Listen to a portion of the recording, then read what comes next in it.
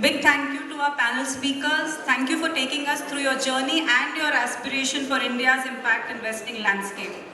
Good afternoon, everyone. My name is Divya and I lead the research initiatives at IIC. As we've been hearing through the conversations that have been taking place and the aspirations that the LPs have just shared with us, a few aspects stand out. The necessity of crowding in capital, bringing in more catalytic resources, setting up impact measurement processes, and amidst all this, how does one not ignore the climate agenda? And to give us some perspective on how all of this could translate into action, we invite on stage our next keynote speaker. Very glad to have Mr. Adam Wolfensohn join us today. Adam is the managing partner at Anchorage Capital, and he brings with him more than 2 decades of experience across climate philanthropy, fund management, and impact investing. He has also managed the Wolfensohn Family Office Climate and Environmental Market Strategies. And as someone extremely committed to positive climate action, Adam, we're very keen to hear from you about how a systemic impact could be created for the climate agenda by bringing together different forms of capital. A very warm welcome to you.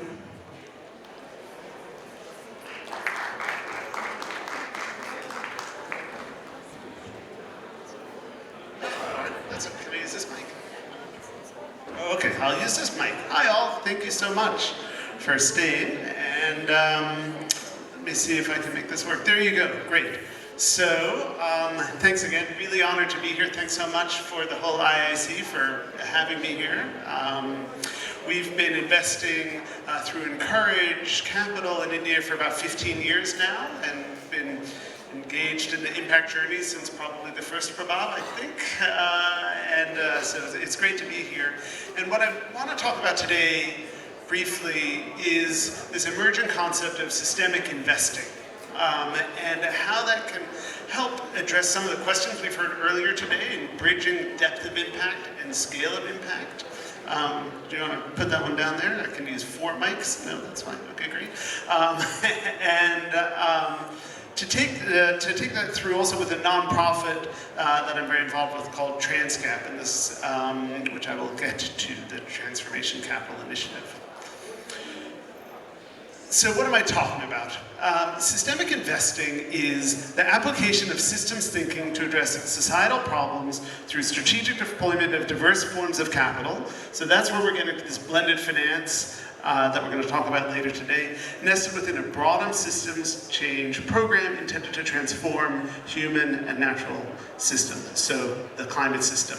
This is the link between why are we using blended finance, why do we need it? Why is catalytic capital so critical? But then also, since we know there's not that much of it, how do we bridge the gap to the small quanta of catalytic capital to the massive problems like climate change? That's what the systemic investment approach attempts to solve. And I should note that this is a relatively high level and it's a deep framework. It's a new way of thinking about the work we're doing.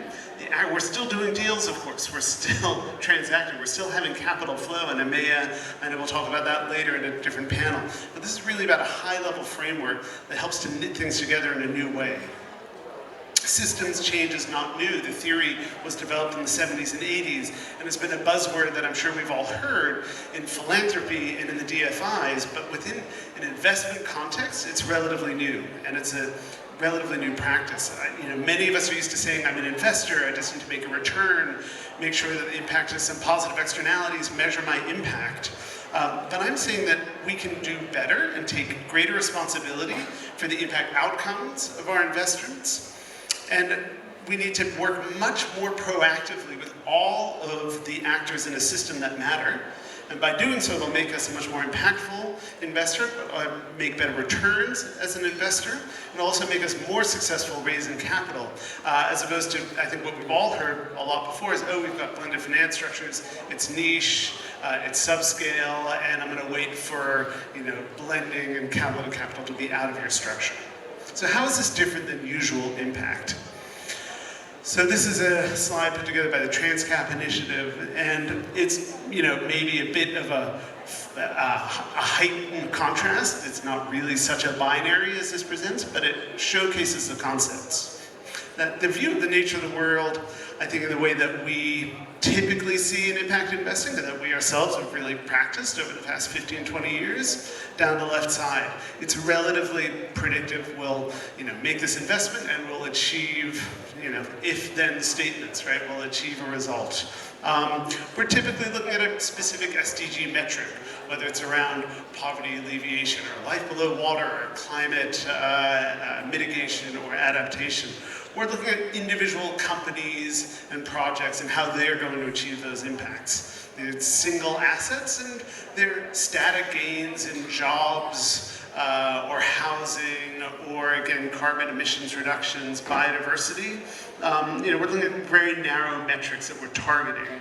And we're typically, while we'll incorporate and be aware of other funding that's out there, we're a VC manager, we're a PE manager, we're an infrastructure manager, single asset class. And that's typically how we have been operating.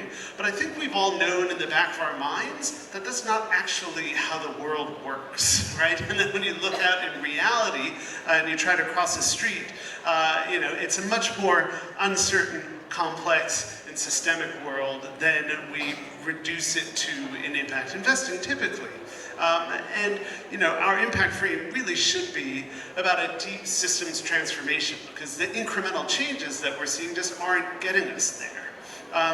And that the source of impact, whether we like it or not, is not going to be our single intervention, but it's going to be the combinatorial effects as you start to see this company intersect with its customers, with the government, with policy, and you have feedback loops that are triggered by our interventions, and that's where the power of the impact lies, far more than in the direct impact that we all do measure and we all need to measure, but that's really the kind of incremental side of things. That we really need to be looking much more at a strategic portfolio approach and being more conscious and intentional about these combinatorial effects, not just our narrow impact measurement. And that when we're sort of set an aspiration for ourselves, let's look at where a system needs to get to and understand from the system science, what does it mean for a system to change? What are these emergent properties that show we're going in the right direction, which often are not those specific metrics that we measure directly, like jobs or emissions reductions in the near term. And then finally, the funding paradigm, you start to see you can never really change a system with a single tool. You've got to be using multiple tools at one time, the blended finance, or what we call the poly-capital funding architecture.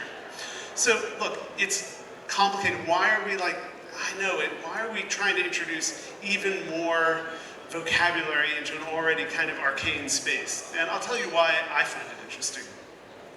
Because first of all, when you look at a field like climate, it's when you are measuring gaps in the trillions of dollars, what are any of us going to do, right? When you're even looking at the vast inequality space, even with multi-billion-dollar funds, we seem to just be scratching the surface. And so how do we actually make a meaningful impact on these complex problems with finite pools of capital that we all have? Also, as impact investors, as the mainstream moves into impact, how do we continue to differentiate? How do we continue to innovate and be on the edge and generate, genuine high-integrity impact?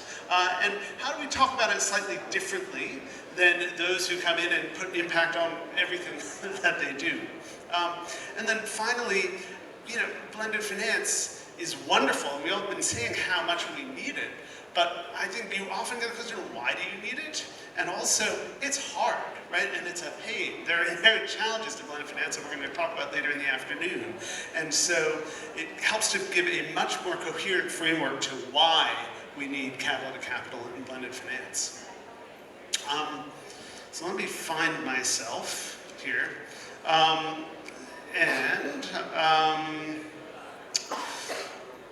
So the transition, here there are two elements to systemic investing. One is the systems in which we're investing in, and the other one is how we ourselves are an investment system. And so this is really about the aspiration, what we're trying to achieve. These curves, we work mainly in climate and climate finance, and the intersection of climate and inequality and the climate and financial inclusion. But you can see these curves across any number of systems. I think this sort of looks like the system change around the MFI sector that we've talked about so much.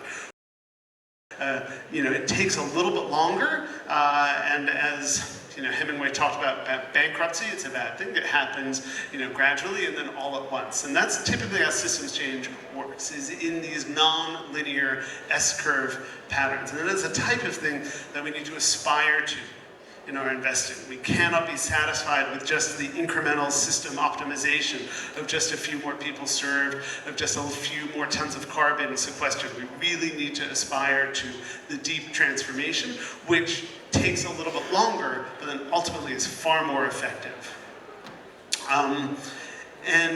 Another way to think about this is through the tipping point concept, right? And we've probably all heard in the climate space about these really depressing tipping points that are possible and that exist in the natural system, right? That is that, the collapse of the thermohaline circulation, close to home here, right? The fear that the monsoon might collapse, the fear that it gets warm enough that methane is released from the Arctic, and then that starts these feedback loops. So the climate system is non-linear. Now on the upside, the same is true for human systems and for energy systems, and that to me is a real source of hope in climate finance, and an aspiration for climate finance are these upward scaling tipping points. I think when we went to school, we learned about these abatement cost curves, which is a very linear approach, right? And just every ton is going to be more different. We're going to start with, the old coal plants as an example, which are kind of, expensive to run and cheap to take off, and we're going to get to the hard to abate sectors, and it's just going to get harder and harder and harder as we go along. That's not actually, again, how the world works. And there are many, many examples of these much more positive tipping points, such as EVs in many Scandinavian countries, or we see coal, which has become unfinanceable in the U.S., or in many ways the solar story and the utility scale solar story here in India, where it's hard because you have all of these incumbent players, and you've got a system that is fighting against being changed, but then once you reach a tipping point, it really rolls downhill. And that just gives so much more reason to continue climbing that hill, as difficult as it seems, and it shows that, the way that you might say the least cost marginal ton of emissions reductions in the very near term might not be the least cost structural reduction. So in other words, you've got to be looking at your long-term goal for that system transformation to truly get to the magnitude of reductions that we need within climate. And I should also say that, by magnitude of reductions, that's not just in terms of trillions of dollars or billions of dollars, it's also in terms of billions of people, and especially in India, right, and across the emerging markets, there's so much focus just on the large projects, which are critical, but how are we going to get to that deep transformation down to the capillaries of the energy transition, to the mass market, to the billions of people who need to be customers, who need these technologies, who need that, whether it's around agriculture or rooftop solar or EV finance, who need the mitigation and adaptation technologies to reach down to that profound, deep, irreversible transformation. And this brings us to the polycapital funding architecture. And this is why we need all forms of capital to push on all of the elements of the system in order to achieve these transformations. As an example, getting down to the more specific examples, this is one of our strategies. It starts with a grant, right? And that's offshore from India. But it starts with a grant to develop the system map, to understand where we're going in the very long term. We raise an equity fund because ultimately that is one of the key elements of the system. But and then we're investing in non-bank finance companies. Then there's their own debt finance that they raise in public markets or from DFIs. There's capacity grants that we have from a DFI and capacity building. That comes, we don't manage that directly ourselves, but we coordinate that, right? And so, where you know the regulatory barriers against a whole range of these capital stacks within India, but that doesn't mean that you can't raise them outside and control them and coordinate in that kind of strategic capital deployment, which is the key to systems change. And we also have a guarantee facility. All of these things work together to generate these positive feedback loops, and they're mutually reinforcing. And it takes it's a lot longer to put something like this together than a simple equity fund, but ultimately you have a much more profound impact, and ultimately you're also able to raise more capital. So, in closing, this is an emerging field of systemic investing, and so there's a lot online. There's a terrific organization. Again, shameless self-promotion. It's a nonprofit. I'm on the board, but if you go to transformation.capital, we welcome this conversation. We're learning from practitioners all over the world, and a lot of people will say, this looks nothing like what I'm doing, or a lot of people say, yeah, I'm doing that, but I'm doing it in different ways, or maybe this is helpful, and so welcoming that conversation at that website.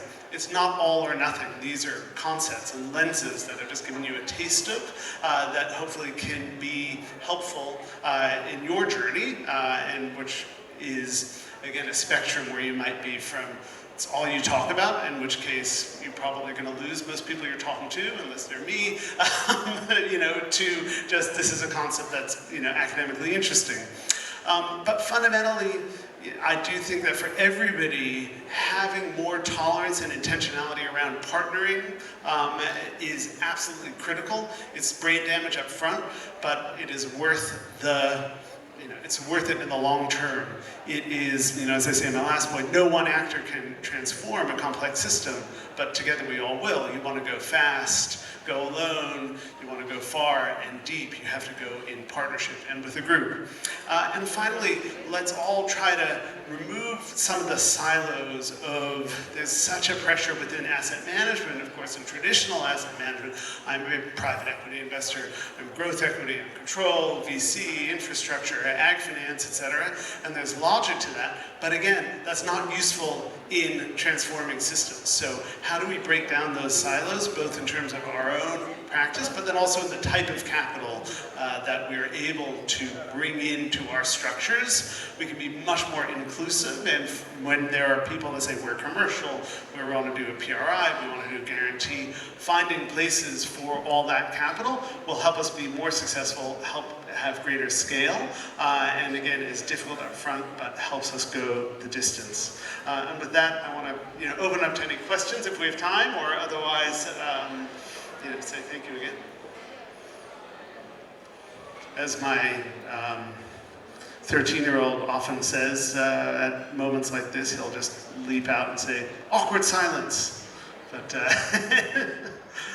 we're good for now. Thank you so much. I'll be around. Oh yeah, go ahead, please.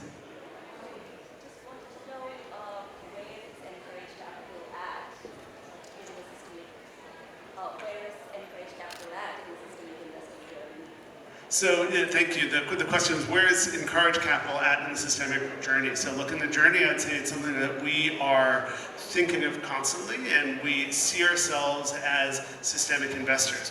We have something that, from one perspective, looks like a conventional equity fund, but I really see our role as in strategic capital deployment. So while we ourselves will manage something that looks like a 2 and 20 fund, right, there are all of these pools of capital that we are aligning very intentionally alongside that. And so they might not be managed by us, but we're coordinating them with our DFI partners and foundation partners and commercial investment partners. So that strategic capital alignment and deployment, I think is our meta role. Yes, in any small part, you're like, okay, great, you're an asset manager doing X, Y, Z, and Q, but more importantly, it's that strategic capital deployment, which I see as our true role.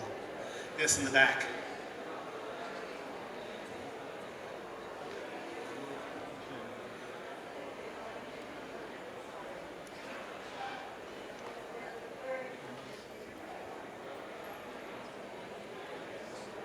could yell and I'll repeat it.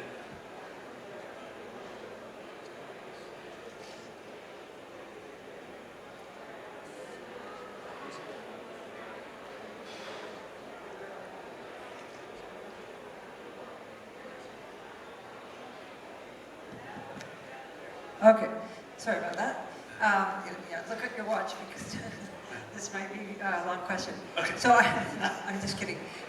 So the blending capital, I think this is a idea, but you still can have a focus. So do you feel that when things are complicated to begin with, in this kind of systemic financing approach, that having a category in which you have multiple different types of investors coming together is more helpful? Like, rather than have just, we're going to make an impact and we're going to have growth equity and venture capital and PRI, all these different types. It's like, we're going to focus on food systems, or we're going to focus on pulp commodities, or and bring together investors along a particular line of impact in a complex way? That's exactly right. And I think to your first sentence, it's like a food system or a climate system, or the intersection between the climate system and the financial system, rather than a particular commodity, not like a very narrow silo, but yes, having that systemic frame and understanding where all of these different pools of capital and types of capital play within that system transformation, where the system is now, where they're going to play, where it goes. That to me is the fundament, the grand unified theory, that puts logic to all of these different complexities. And I did look at my watch to know that we are, I think, out of time. Yes. So thank you very much again. I'll be around. And thank you so much for your time and attention today. And again, Ranjana, wherever you are, all of the ISC, thank you so much for having me.